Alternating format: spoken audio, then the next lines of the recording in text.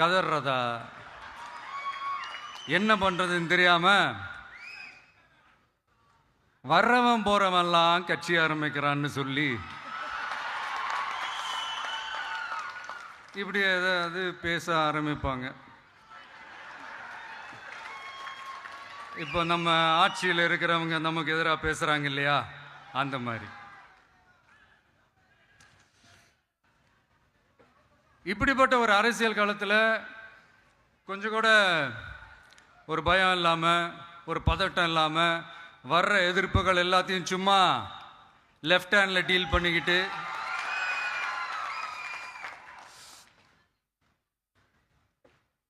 இதோ நம்மளுடைய தமிழக வெற்றி கழகம் முதலாவது ஆண்டை கடந்து இப்போ 2வது ஆண்டில் அடி எடுத்து வைக்கிறோம். இந்த ஒரு காலகட்டம் தான் மிக முக்கியமான ஒரு காலகட்டம். ஏன்னா ஒரு அரசியல் கட்சிக்கு ஒரு பெரிய பலமே அந்த கட்சியினுடைய கட்டமைப்பு தான். அதுதான் அந்த கட்சியினுடைய ஒரு வேறு மாதிரி, ஒரு அடிப்படை பலமே அதுதான். ஒரு ஆலமரம் மாதிரி ஒரு கட்சி ஒன்று வளரணும்னா அதுக்கான அந்த வேர்களும் விழுதுகளும் ஸ்ட்ராங்காக இருக்கணும் இல்லையா? அப்படிதான் நம்மளுடைய இந்த அமைப்பை பலப்படுத்துகிற ஒரு வேலையை தான் இப்போ நம்ம செஞ்சுக்கிட்டு இருக்கிறோம். தமிழ்நாடு முழுக்க மாவட்ட நிர்வாகிகள் எல்லாரையும் தேர்ந்தெடுத்து அறிவிச்சிட்டு இருக்கிறோம். இந்த நேரத்தில் நம்ம மேலே ஒரு கம்ப்ளைண்ட், அது என்னன்னா, அதுதான் எனக்கும் புரியல. நம்மளுடைய மாவட்ட நிர்வாகிகள் எல்லாருமே வெறும் இளைஞர்களாகவே இருக்கிறாங்களாம். ஏன் இருந்தா என்ன?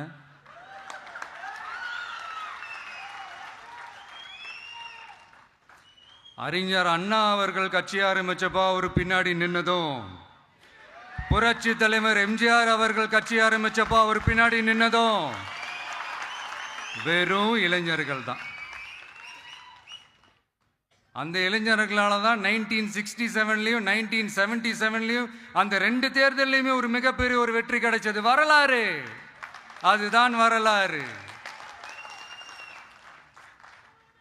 இப்போ அதே மாதிரி நம்ம மேல இன்னொரு கம்ப்ளைண்ட், அது என்னன்னா, நம்மளுடைய கட்சி நிர்வாகிகள் எல்லாருமே சாதாரண குடும்பத்திலிருந்து வந்தவங்களாம். அதே தான் இங்கேயும் கேட்குறேன், ஏன் வரக்கூடாதா?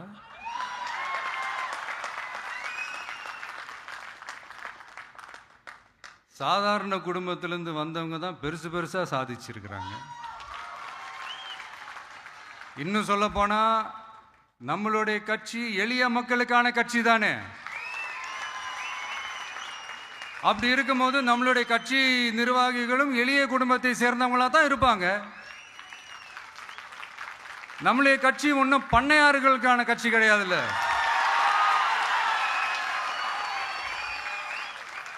முன்னாடிலாம் அந்த காலத்தில் பண்ணையாருங்க தான் பதவியில் இருப்பாங்க. இப்போ கொஞ்சம் உள்டா மாறிடுச்சு, பதவியில் இருக்கிறவங்களாம் பண்ணையாரா மாறிடுறாங்க.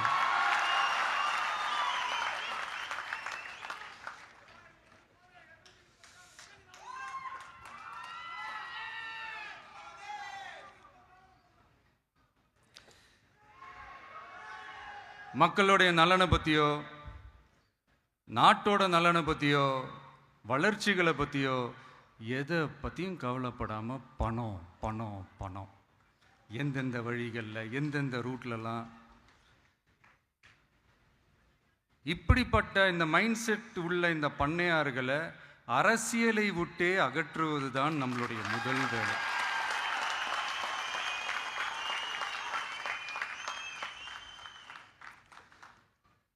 அதை ஜனநாயக முறைப்படி நம்ம செய்கிறதுக்கு தான் 2026 தேர்தலை நம்ம சந்திக்க போகிறோம். அந்த தேர்தலை சந்திக்க ரொம்ப ரொம்ப முக்கியமான விஷயம் பூத் லெவல் ஏஜென்ட்ஸ், BLA அப்படின்னு சொல்லுவாங்க. அது ரொம்ப ரொம்ப முக்கியம். ஏன்னா நீங்கள் பார்த்தீங்கன்னா தமிழ்நாட்டில் அந்த பெரிய பெரிய கட்சிகளுக்கு தான் அந்த BLAலாம் ரொம்ப ஸ்ட்ராங்காக இருக்கும்னு சொல்லுவாங்க. ஒரு அப்ராக்சிமேட்டாக ஒரு 69,000 பூத்ஸ் இருக்குது. அது எல்லாத்துக்குமே பூத் ஏஜென்ட்ஸாக நம்மளுடைய கட்சி தோழர்களை தான் நியமிக்க போகிறோம். கூடிய சீக்கிரமே பூத் கமிட்டி மாநாடுன்னு ஒன்று நடத்த போகிறோம். அன்னைக்கு தெரியும் தமிழக வெற்றி கழகம் எந்த ஒரு பெரிய கட்சிக்கும் கொஞ்சம் கூட சளைச்சதில்லைன்னு. அன்னைக்கு தெரியும் தமிழக வெற்றி கழகம் தமிழ்நாட்டில் முதல் சக்தியா, முதன்மை சக்தியா, பவர்ஃபுல்லா இருக்குதுன்னு அன்னைக்கு ப்ரூவ் ஆகும். இப்போ புதுசாக ஒரு பிரச்சனை ஒன்று கிளப்பி விட்டுட்டு இருக்கிறாங்க. மும்மொழி கொள்கை.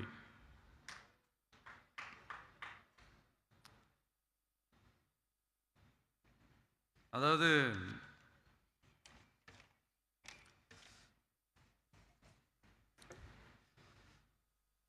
இதை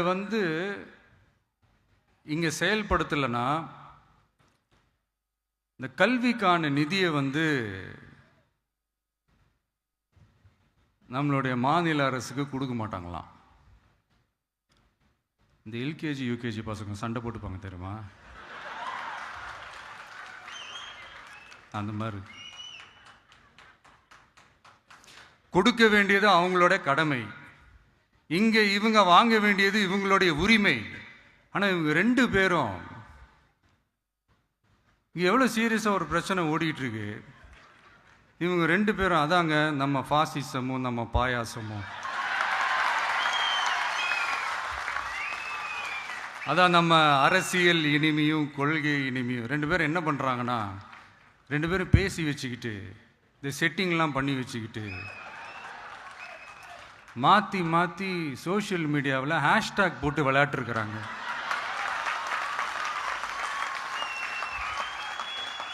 இங்கே என்ன நடந்துக்கிட்டு இருக்கு?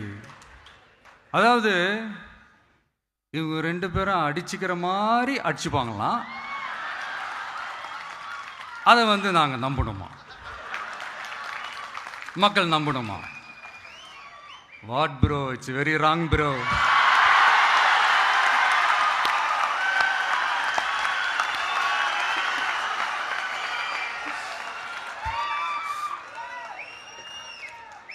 இதுக்கு நடுவில் நம்ம பசங்க உள்ள பூந்து அங்க ஒரு சம்பவம் ஒன்று பண்ணிட்டு டக்குன்னு வெளியே வந்துடுறது. டிவி கே ஃபார் டிஎன் அப்படின்னு சொல்லி. யார் சார் நீங்களா? எங்க சார் இருக்கிறீங்க? ஸ்லீப்பர் செல்ஸ் மாதிரி.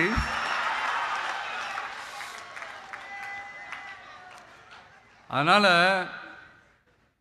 இதெல்லாம் மக்களுக்கு நாம சொல்லி புரிய வைக்க வேண்டிய அவசியமே கிடையாது. அவங்களுக்கே தெரியுதெல்லாம் எவ்வளவு பெரிய ஒரு ஏமாத்து வேலைன்னு. நம்ம ஊர் சுயமரியாதை ஊர். நாம் எல்லாரையும் மதிப்போம், ஆனால் சுயமரியாதையை மட்டும் யாருக்காகவும் எதுக்காகவும் விட்டு கொடுக்க மாட்டோம்.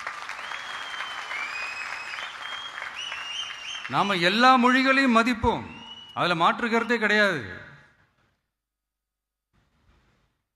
தனிப்பட்ட முறையில் யார் வேணாலும் எந்த ஸ்கூலில் வேணாலும் படிக்கலாங்க. உனக்கு எந்த மொழி வேணுமோ, எப்போ கற்றுக்கணுமோ, உனக்கு எப்போ தோணுதோ கற்றுக்கலாம். அதெல்லாம் அவங்கவுங்களுடைய தனிப்பட்ட ஒரு உரிமை.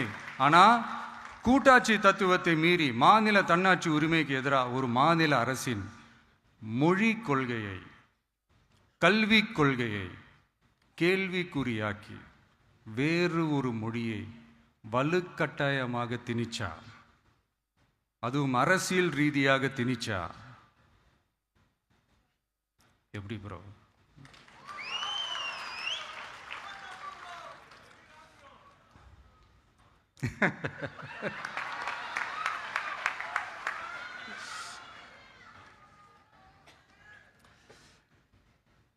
அதனால் நம்மளுடைய தமிழக வெற்றி கழகம் சார்பாக நாமளும் இந்த பொய் பிரச்சாரங்களை எல்லாம் புறம் தள்ளிவிட்டு இதை நாங்கள் உறுதியாக எதிர்ப்போம்.